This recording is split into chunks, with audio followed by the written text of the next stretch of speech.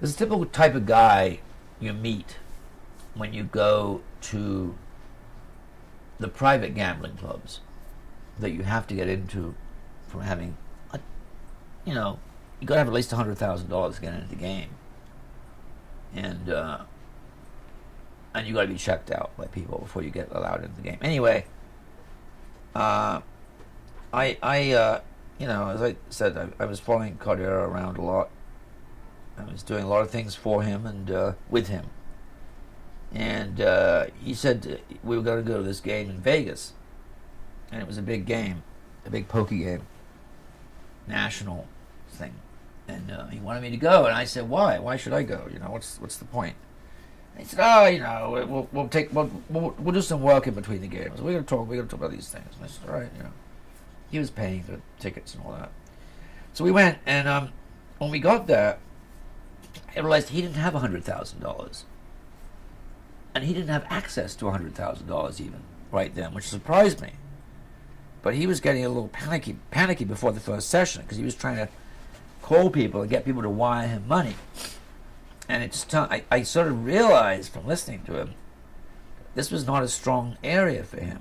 That maybe he just wasn't that well connected or something. Maybe he'd screwed people. I don't know, but he wasn't getting much money.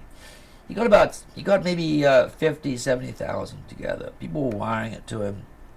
He was conning them with the whole thing. They would make money out of it. That there was all sorts of prizes around the corner. It's amazing how susceptible people are to that kind of thing. But he was such a calm man anyway. That was his whole thing. Anyway, he took this 70,000. And he ran through it, as I recall, in the first 24 hours. He played for 24 hours non-stop. I had to go to bed at one point. But I came back and he was still there. These guys often play for 2 or 3 days. It's amazing. They don't seem to take drugs, but they probably do. But anyway, he'd run through the 70,000 and he got someone to send him another 25. And that was his stake. When I came back in the room, he had 25. And then he started to win. And it was fascinating to see because I could see how much gambling was a question of attitude, confidence, how you kind of related to the other people, you know, made them feel either nervous or dominant. And he seemed to like tip the balance a little bit that time.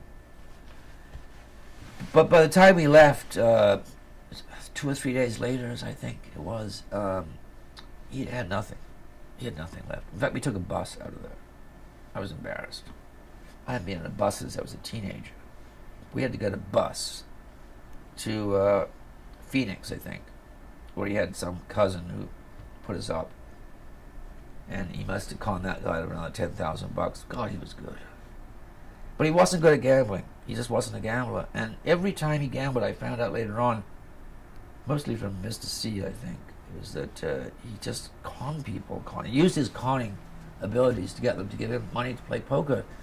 No one should have given that guy money to play any kind of game, gambling thing, because that was his Achilles heel. He wasn't really a good gambler. And he really relied too much on the attitude, the aggressive attitude. And those guys who play seriously, that doesn't faze them at all, you know?